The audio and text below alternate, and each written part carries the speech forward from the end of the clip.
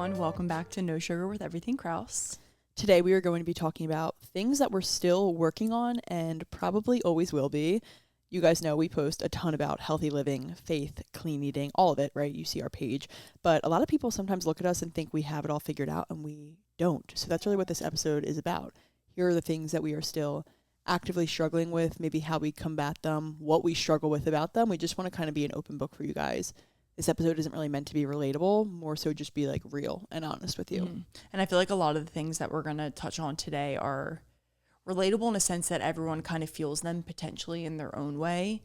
And I feel like it's one of those, I don't know, we'll get into it when we get into what we're going to talk about, obviously, but with some of these topics and just ideas that we're bringing to the podcast today, you think like, oh, if I work on myself, if I grow, if I get better and stronger in my mindset and my faith grows deeper, all these things that I have issues with are just going to go away and I won't experience them again.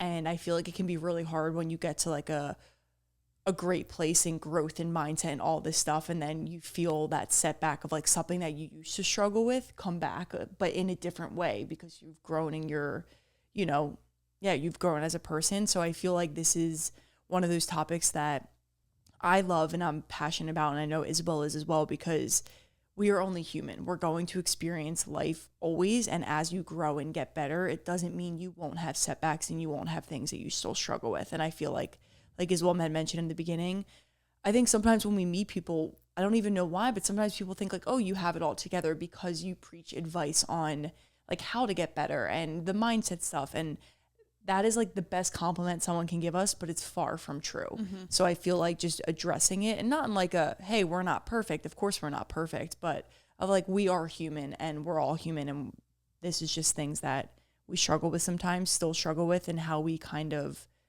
I guess we'll say, combat them almost. Okay, this first one I think everyone can relate to, men and women. I know you guys all feel it. Body image. Still having those days where you really just look in the mirror and are like, I hate what I see. Yeah. Like that is so real. It's truthfully so hard. And I think the reason it's hard to even talk about it too is because it's very individual. And like when I hear Isabel talk about her body, sometimes I'm like, what are you seeing? Like I have this joke that Isabel walks around as like the big marshmallow man from the commercials and like just like stomps around. Like that's how you like view yourself. I'm like, it's wild to me sometimes, but again, it's her own personal experience, and it's same vice versa. Like if I can pick myself apart, as well as like, I literally don't understand where this is even coming from, but it's this psychological warfare that we have against ourselves. And it's truthfully feels like our mind playing tricks on us. I think, especially as females, we know we've talked about this before. We obviously have a very complex month when it comes to our cycles. We have 4 different phases. Those phases are literally a roller coaster ride. Like every month is truthfully up and down. So it kind of sucks when you go from feeling really good in your body and then the next week you're like, oh my gosh, I'm fat. And that's what you say to yourself, or like, I don't even look like myself anymore when you get to that luteal phase. You know, like that is very psychologically messed up of us, but it's really hard to work through it. So I just feel like, we're never going to be perfect in it. There's always going to be moments where I'm like, probably being hard on my body. I just know that. And I don't mean that as like I don't know, like, whoa, give me compliments. I just mean like that's kind of the reality. Like anyone who says they don't have a single body image issue is probably lying. And if they aren't, like, please give me the tricks. Like I'm serious, like give me the skills to not have any for the rest of my life, please. Well, I think that's why I wanted to talk about it, because I think I even had this mindset on, oh, when I overcome body image, it will be smooth sailing. And if you listen to our body image podcast that we did, I don't know, maybe 4 or 5 episodes ago, maybe even longer, you guys can go look. I don't know. If you listen to that, you probably would notice the tone of my voice and what I was saying in that almost kind of felt like I conquered it. I think I was really in a state when we recorded that where I was really happy with my body. And ever since coming back from Tennessee, I've had a different workout routine, just like a different life has been a little bit more scattered. It hasn't been as locked in on my usual split, my usual eating, etc. I've kind of fallen back into that cycle again where I'm being really mean to myself. I'm looking in the mirror and like holding my stomach and being like, ugh, or oh my gosh, I'm not strong. Like Kateri hears it, and I've fallen into this cycle of just really talking negatively to myself. And it's so confusing because it almost makes me so upset, because I think back to I'm just using Tennessee as like a metric before that when we did record that episode, and I felt really good. As I said, you probably heard it. I felt like I overcame it. And I'm so shocked and confused to be back in that same cycle because I'm like, man, life was so good when I just loved my body. Mm-hmm. Why can't I get back there? Like, what is this battle I'm facing? Why can't I just say, love yourself? Like, it annoys me that I'm back in this position. I never thought I would be. I thought I kind of got over the hump and was smooth sailing from now on. And I feel like it's really real to talk about. It's not a smooth journey. It's not smooth. And I think it just changes as you grow mentally, physically, emotionally, like as you grow as a person. I just think it almost becomes harder because you're growing so much. And when you feel like there's then something to pick apart again, it's like, what else can I do to fix this, right? Like you almost get to this point of like, okay, I'm not at point A in this growth journey. I've come such a long way and I'm proud of that. But now I'm having these issues and it's like, well, what else am I supposed to fix? I eat clean, I work out, I pray, I try and talk to myself nicely, but it's obviously not like, what else can I actually change? And how can it be such a change that it takes me out of this mindset? Like it's super hard to just say a bunch of affirmations and feel better. Like it really is. There's only so many things I can say to myself that are going to make me feel good other than like getting away from any mirrors and like just wearing clothes that make me feel good. Yeah. You know what I mean? Like no, because like everything we said in that episode was so true. Like turning to God and being like, I am your creation, we're beautiful, practicing these affirmations. All of it was so true. But when you're in the moment, it's really hard to channel any of that. Exactly. And I feel like in our world, with especially we're on social media a lot, we're constantly seeing ourselves. And like I'm a fitness instructor. I'm constantly looking in the mirror. Like literally I teach in front of a mirror. 3-4 times a day. It's like all I see. And I'm like, first of all, this is really unhealthy for me in so many ways, I feel like, but specifically in that, like if I'm having a bad body image day going into teaching, it is the worst feeling in the world. Like it doesn't matter what I'm doing in that class. If I catch myself in the mirror, I'm like, that negative thought pops into my mind. Even if I'm trying to encourage other people, I'm like, as a fitness instructor, that sucks. I'm trying to get people in there to get away from body image, to fall in love with fitness, not just their physical self. Like that is the goal. And that's a whole nother weight you take on with it then too. So then it's like trying to balance that. And I'm only human. I'm not, just because I'm a fitness instructor, I feel like I walk in and people sometimes think like, oh, I do have this like perfect image of myself, or like, oh, she's fit, yeah, she must be good. She never has to worry about body image. And it's like, absolutely not. Like I'm showing up here just as much as you guys, because like I need this too for me mentally, you know what I mean? And I feel like I even have to, maybe some like advice in that is like, I have to remind myself of like, what's my goal of being an instructor, of getting people to fall in love with fitness? Like I don't talk about what we look like in that room. I would never in a million years, because that's not the goal for me, and it shouldn't be the goal for anyone, in all honesty. So I feel like I have to remind myself of that more. Like even saying it out loud, it's like, if you don't want people to feel like that in class, what are you preaching to them? Preach it to yourself. You know what I mean? Yeah, we're so hard on ourselves. Yeah, like we could ramble about this for a while. That's not the goal of this episode, is to like ramble about everything we're going to talk about. But I feel like this is one of those things that it ebbs and it flows. And I feel like it all comes down to just like being kind to yourself and giving yourself the same grace that you would give someone else. Yeah. Like we always say this, but Isabel and I are really lucky that we have each other for so many beautiful reasons. And I feel like one of those reasons is that I can hear Isabel be negative and be like, try and pull her out of it. And she can do the same with me. She can help see the beauty that I'm not seeing in the moment. And I feel like if you can do that with someone, if you don't have someone to do it, you know, it's a personal thing as well. Write it down in a journal. Like try and pull yourself out of these headspaces. It's not going to be perfect. Journaling doesn't solve world peace. You know what I mean? But it's going to help maybe just get rid of some of that excess that you're holding on to. Because I feel like the reason it helps me so much, because I'm letting it out to Isabel. Like I'm complaining to her. I'm getting all this negative energy out, because it's better than storing it. If I like store it, I feel like I hold on to more weight, literally.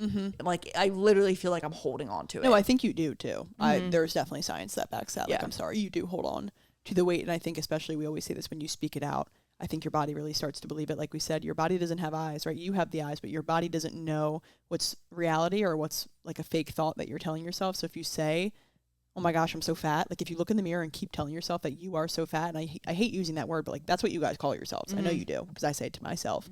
Your body's going to start to believe that, and it's going to not think you're fat, it's just going to create more fat within your body. Like it's actually a system.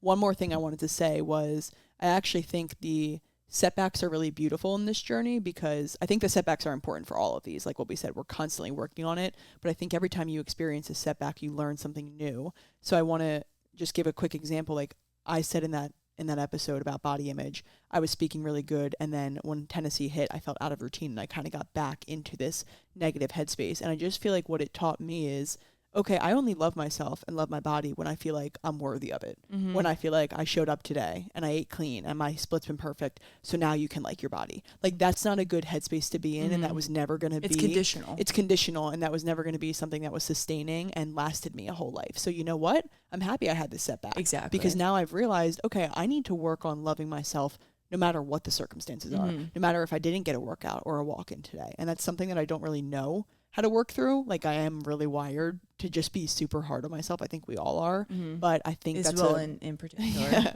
I think that's a beautiful realization that came from being set back that I wouldn't have learned otherwise if I didn't have something that took me out of that routine. Exactly. Cause like, okay, the growth can go deeper now. Like the unconditional love that you have for that, like I have for Isabel, no matter what Isabel looks like, what she does, what she eats, what she wear, anything, like my love for her is unconditional. That's like, truthfully, that's how I feel about my family. It's how I feel about my boyfriend. Like it does not matter.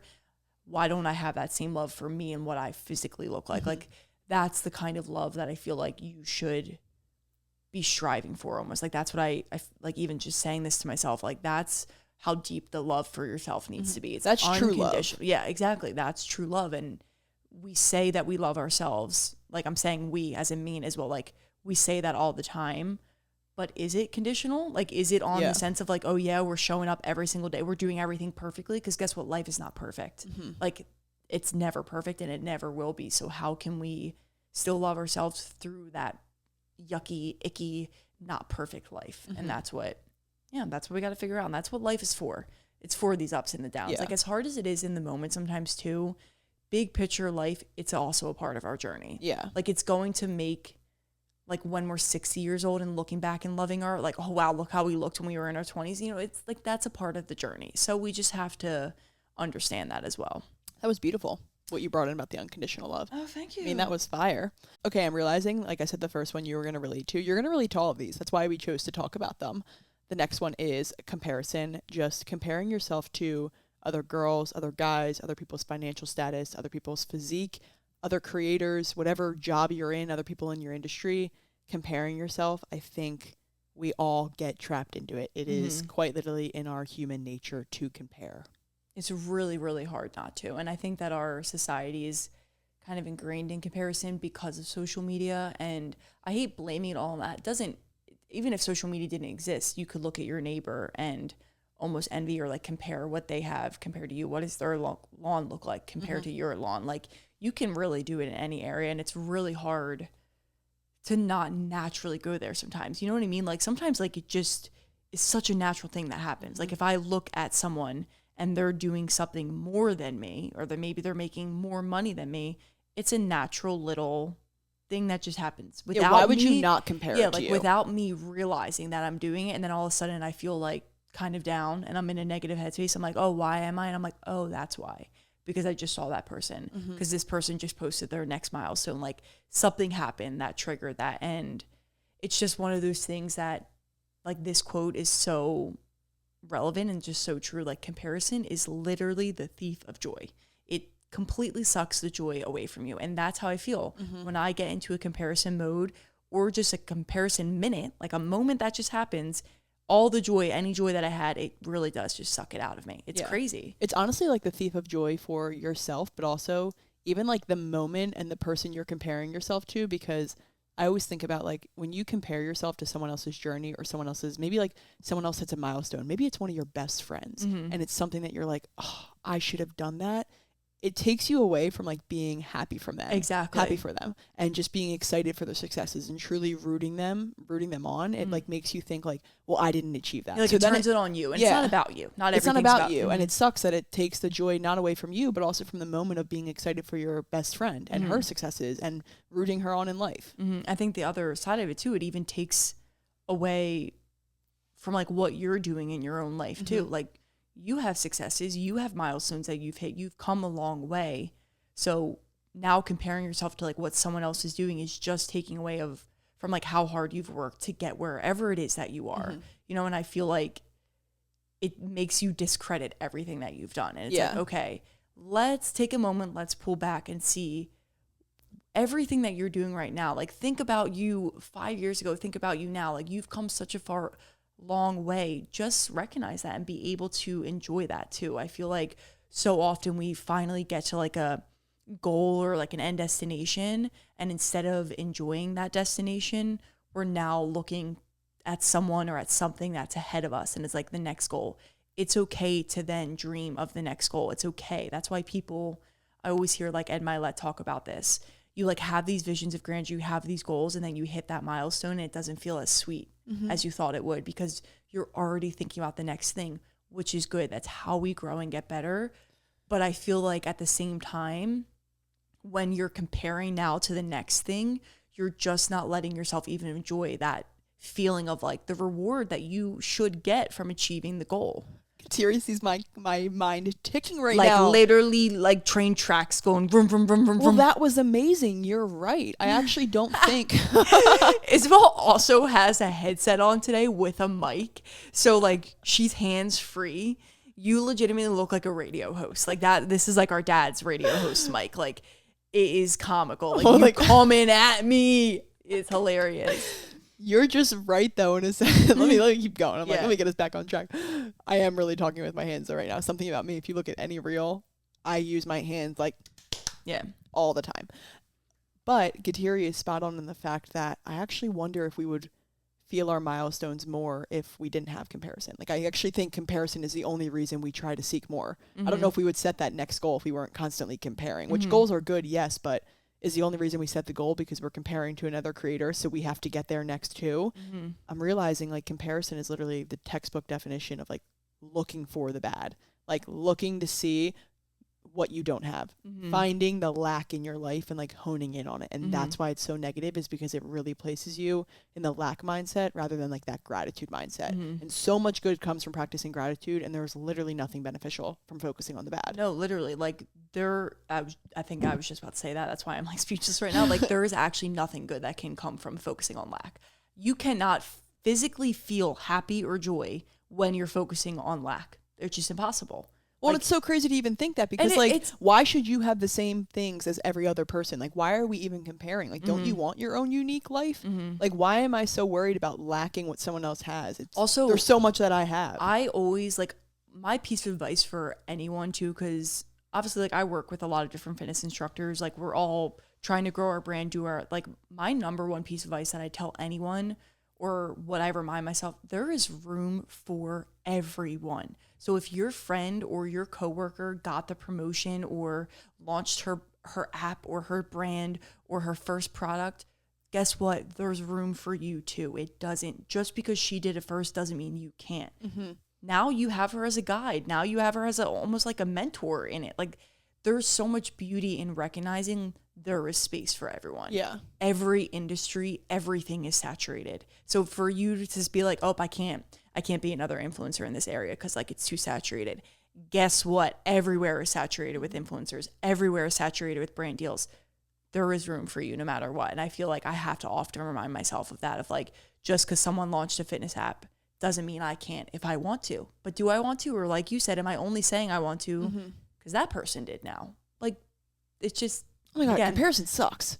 Comparison sucks. Literally, comparison sucks. I actually think it's like major devil's work now that I'm thinking about it. Like, a comparison is literally a product of the devil speaking in your ear. Because everything he says to even think, he even like tries to misplace your plans, like thinking, oh, do I even want that goal, or Yeah. is that just something I want because I'm comparing? Mhm. He's trying to throw you off constantly, guys. Don't forget it. Don't listen to the devil. He's literally the devil for a reason. He's the devil for a reason. I got to read the Screw Tape Letters if you guys have ever heard of that. Apparently it's about how C.S. Lewis wrote it. It's about how all the devil works in all of our lives, like the 10 different ways he gets to you. And it's like, just so like you know how the devil attacks you, which I need to know. Oh, whoa, we gotta read Yeah, that. that's what what are we I doing.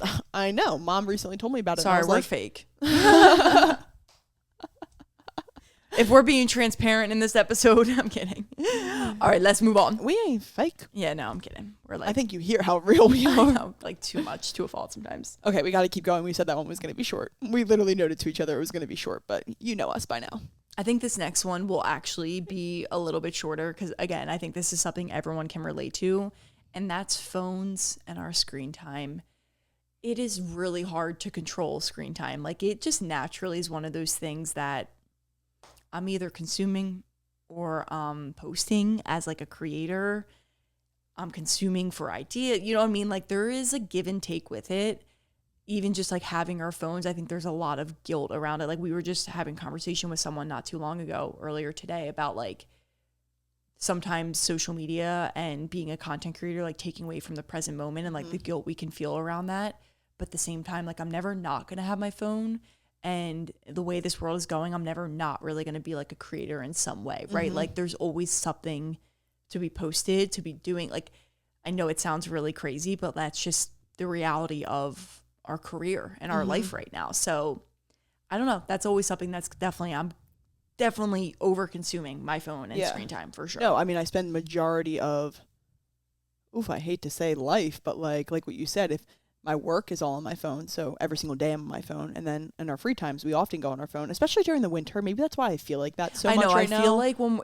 I feel like when we have these ideas when it's in the winter, it is because we're like so indoors. Yeah. Like, Isabel and I just sat outside forever. Like, we literally weren't on our phone. We prayed a rosary. You know what I mean? Like, I feel like when we go on walks, like you're right. Sorry to cut you off, but I do think that plays a part. But maybe in that's it. why I feel like my whole life is on my phone. But Kateri is right. Like, I do feel a certain sense of guilt of spending too much time on my phone, but it's just a weird headspace, especially for us, because I also think we have to look at it as an exchange of like, okay, well, the reason I can walk on the beach at noon right now and go on a prayer walk is because social media is my life. So would I rather be in an office working a 9 to 5, or would I rather have to be on my phone for 5 minutes of my day during my walk and not really being present? Like, you have to pick and choose, but that's also a really big battle because sometimes you just don't want to be on your phone, and there's a constant pressure to be on it, especially when you're a content creator.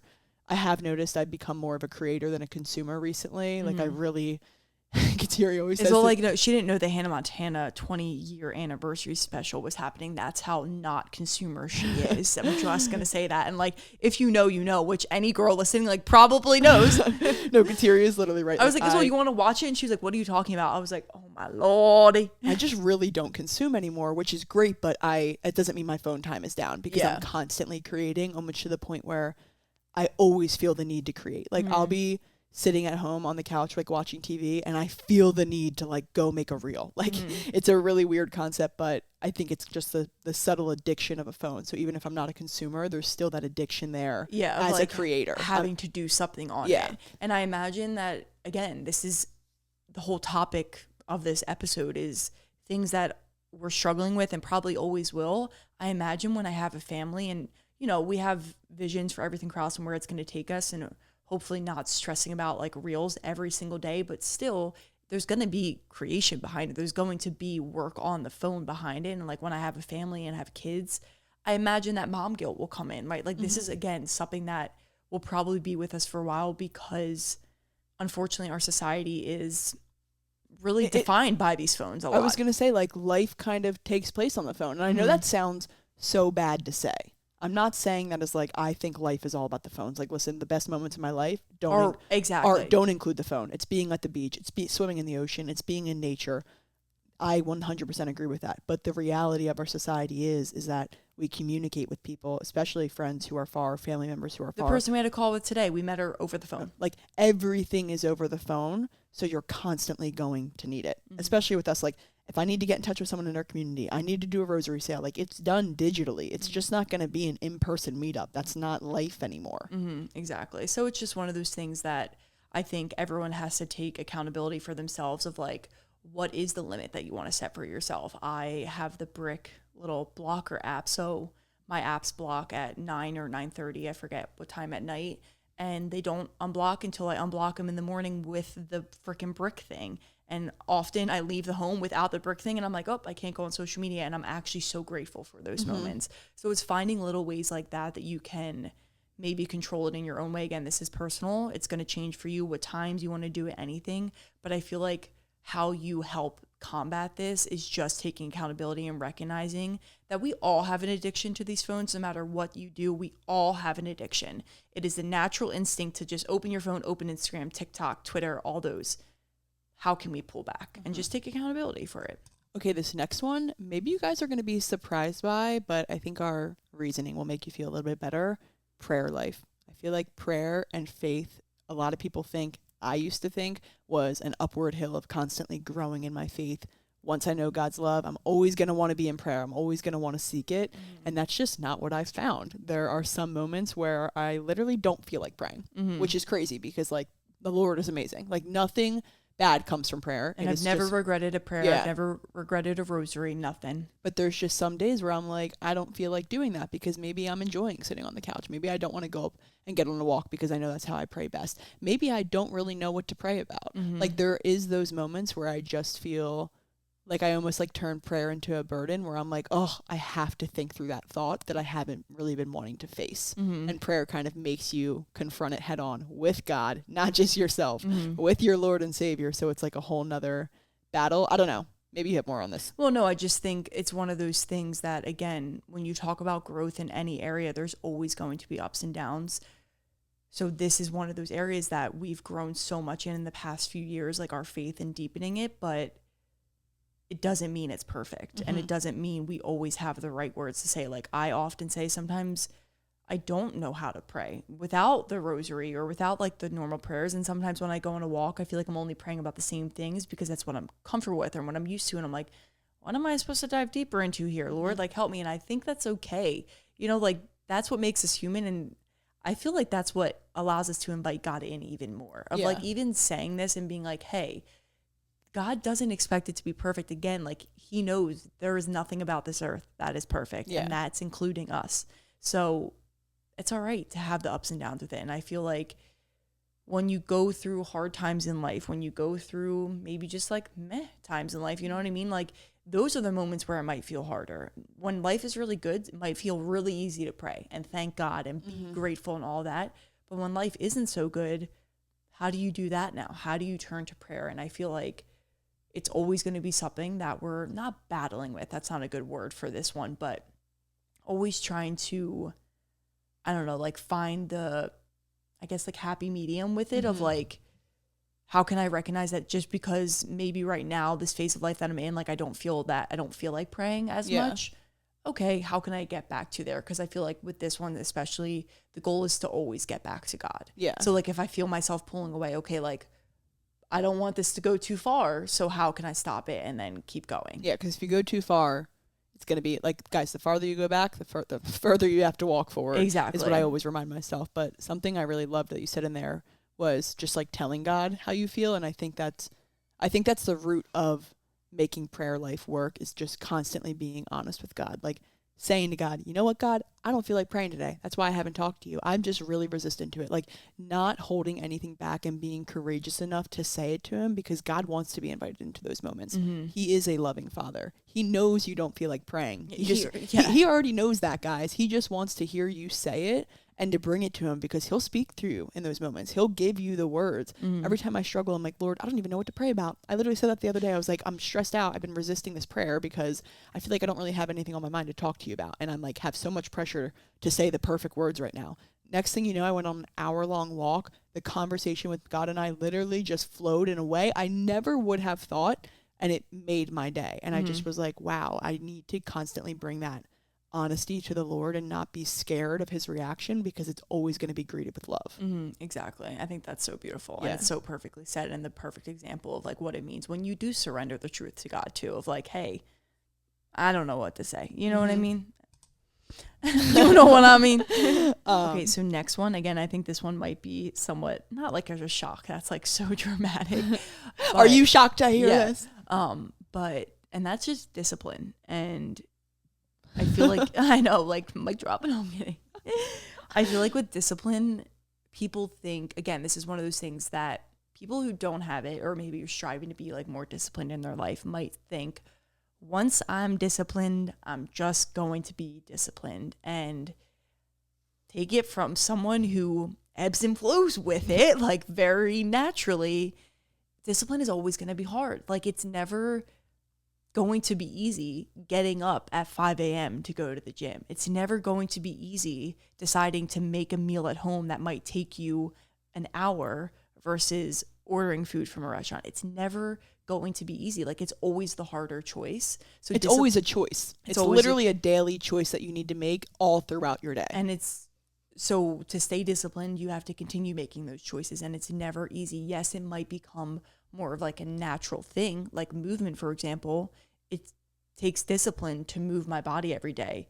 Now that's a natural thing that I enjoy doing. But let me tell you, there are days when it is extremely, extremely hard for me to get out of bed and go to the gym. This morning is when I were going to the gym. I hit snooze on my alarm legitimately 4 times before I actually got out of bed. Like, I did not want to go. And I was like, you told yourself all weekend that you couldn't wait to get to the gym to do your upper body lift. Do not let yourself down. Like, you will. I really, really had to yank myself out of bed this morning. And that's where the discipline comes in, but doesn't mean it was easy. Like, it would have been so much easier to stay in bed, but what would have been harder was the outcome of that later when, you know, the actual alarm went off that I really needed to get up because I had to go teach a class, right? Like, I just feel like sometimes discipline is not always 100%, but what is 100% is like me knowing that it's going to be hard is hard for a reason. You know what I mean? Yeah. Like, it's just, well, like, truthfully, the harder part is life when you're not disciplined. Like, because I've been feeling I'm so hard on myself. I really am, because like, I am so disciplined. I don't just say that, but like, I really am. Like, I have so much discipline. I don't know. I guess it's just, you get like, that from dad. Yeah, too. we get that from like, dad. Our dad says he's going to do something or not do something, and that's the literally result. 10 p.m. he's going on a walk. He's like, I'm going on my walk. I didn't go on my walk today. Like, I'm like, what? But what I really wanted to say is, like, life is harder when you're not disciplined. I feel like recently I haven't been as disciplined as my max discipline level. We'll say that. And life has been harder. I've been feeling more insecure. I've been feeling less confident. I've been feeling, I don't know, just like questioning who I am, which I know sounds weird, but when there's a version of you that shows up so disciplined every single day and you know that potential, and then you're living a life where you feel almost like less than that potential. I'm not saying see, that goes back to the self-love of only feeling worthy when I'm showing up. But whole nother tangent. When you know that potential and you know you're operating almost below it, it's a hard thought to stomach. Like, that thought is a lot harder than the thought of making the decision, yeah, I'm going to wake up today. At least for me, because that's a weight on my shoulders. That's a personal attack at myself where I carry it and I'm like disappointed in myself. So I always feel like discipline is a harder choice in the moment, but it pays off, obviously. Hard now, easier future, we like to say. But I do feel like discipline is hard because sometimes I think you get a little bit burnt out. That's how I've been feeling. Yeah. Sometimes I feel so disciplined, so locked in, that I just like don't want to be locked in for a day. And my mind is so crazy sometimes that I can't not let myself lock in. And it's like, I just want to rest. I want to actually take a rest day where I don't think I need to go get 10,000 steps, even though I'm not going to the gym. Like, I just want to relax. And I've been feeling so burnt out that I'm choosing that relaxing option a little bit too much now. So I'm finding it hard to get the discipline back in because I'm like, I'm still burnt out though, because I'm not even really allowing myself to rest, I've realized. Yeah, exactly. And I think it's like the mental rest of that. And also even just like, I have no idea what I was going to say. Never mind. Literally lost it. As soon as I said mental rest, it left my mind. But it is true. I'll go off what you were just saying. Go ahead. It is true though. Like, discipline only works when you allow yourself to rest. But if you're resting and not mentally resting, you never really took a break. You're still being disciplined, and then it's like it's not going to pay off. Then the discipline on the Monday is going to suck. Is what I found. And so I think it's all like kind of what you were saying about potentially with like body image or something, like the setbacks when you feel like burnout with discipline. It's like, okay, clearly something wasn't working because discipline isn't supposed to be a punishment either. Like, doing these routines and these habits and everything like is not supposed to be a punishment. We're supposed to be making ourselves better. If you do it so much to the point where you are burning yourself out, which like happens to me literally all the time, and I'm like, whoa, this is now causing more harm than good. Like, what's going on? And we talked about this kind of in our last episode about being in the wellness industry. Like, when you go too far sometimes and it's so like hyper focused on like everything you need to be doing, and it like takes the joy away from life, it's almost like, all right, I need to change up something here. Like, my discipline needs to look different now moving forward. And that's a good thing. Now you're able to see, okay, what was I doing that was burning me out? Like, what, maybe it was the mental conversation. Maybe it was the physical load. Maybe it was just all the things I was trying to get done in my day. Okay, now let's adjust. Cause like that happens to me a lot too, of like, don't blame the other things. Look inward on yourself. What are you trying to do so much that like maybe you don't need to be doing? And that's what's burning you out now. I think it kind of comes down to the why behind your discipline. Like, why are you waking up for the gym in the morning? Because you get to move your body and you want to get stronger, or because you feel like you're too fat and need to lose 10 pounds? Because that will burn you out. That's negative discipline. That's when you wake up and you're like, this is a punishment that I have to do this. Why do I need to go on a walk today? Is it because it allows me to go spend time with God and pray in a beautiful way that really fills up my cup? That's beautiful discipline. If I think I need to get steps because I need to lean out my legs, that is a punishment. So I think it kind of comes down to, just the why behind your discipline. Now, sometimes it's going to be a negative why, but I feel like sometimes it starts out as a negative why, and then it teaches you like how to make it into a beautiful why. Yeah, exactly. Sometimes, and it's not even like a negative why. I just feel like it's almost like a powerful one. Yeah. And one that like hurts, but sometimes it needs to hurt to like actually move the needle. True. And do something. Like I do think, like maybe you are overweight. But like maybe you are overweight and like it does suck at first, Yeah. And like I'm not saying that in like a rude way, but it's just like the reality. Like that's, I don't know, like the first person to ever work out was probably not a fit person. Yeah. Like so, you got to get somewhere. Anyway, I think we should kind of wrap it up. In all honesty, we could talk about all of these topics probably as individual topics and keep it going. Yeah. But I think, again, these are just things that as two girls in their 20s have worked a lot on and are still working on and will probably be working on and reiterating and doing different things with all of these different things that we mentioned, like forever. And that's okay. That's not like a scary thing to say either.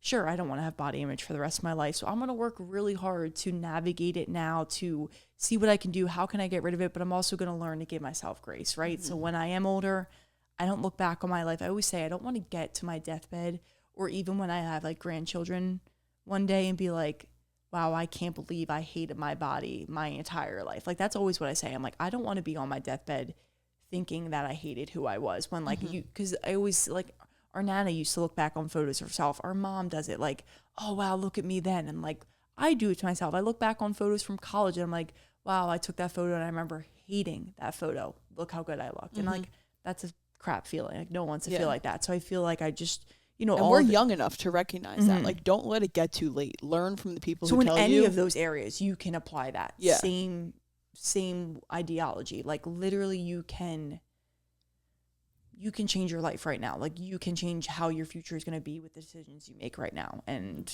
yeah, that's just like our rant for today. Yeah, guys, the goal was never perfection. All right. We always say that the goal was never perfection. It's showing up and trying again tomorrow. The No Sugar Podcast is just the rant of the day. Oh my God, should we rebrand rant of the day? But it's not. It's valuable. No, yeah, I know. I was gonna say, like, that sounds so negative, but like, it is kind of like, it's a mind dump, but it's a mind dump of truth that people need to hear and other creators may not be saying. Let's be real. Exactly. Not to toot our own horn. Yeah. So anyway, Isabel has like one more thing that we'll probably always also be bringing with us. Yeah, we'll always be bringing. Always be asking. I normally really good flowing off of Kateri. I didn't dish that. I didn't think she teed me up right for that. But something that I think you shouldn't always work on, it should just always be consistent in your life, is listening to this No Sugar podcast. This should actually be something you do daily. If you haven't listened to all of them, go back. No, okay. I love thinking like new people who listen to this and don't know us, y'all get a crazy attitude. But listen, this is who we are. I've been talking for like 40 minutes. We're just like amped up now. I really have to stop. Would you think? I'm about to ask a question. Oh, sorry. Go ahead. No, that's what I'm saying. Like, I need to stop. Oh, yeah. I was about to ask if you guys think we're like this through our Instagram. Oh, yeah, no. Well, she's still asking anyway. Anyway, moral of the story is we need your support. Subscribe to this YouTube channel, please. Follow us on Instagram at Everything Kraus, at No Sugar Pod, at Sculpted with Kateri, at EK Rosaries. That handle may change soon. That's going to be our Catholic Christian content page, by the way. Didn't tell Kateri that. No. Telling her that now. Hello. Thought I had yesterday. Just please like this video, comment, give us new ideas. You guys sent in some great ideas on our Instagram poll, but if you didn't see it, feel free to drop them in the comments here. We love you. Thank you for your support. Let's grow and journey this life together. You're never alone. We're always with you as long as you plug in and listen. Yes, exactly. So thank you guys so much for listening today. We hope you have a beautiful rest of your day, an amazing rest of your week, and we will see you next time.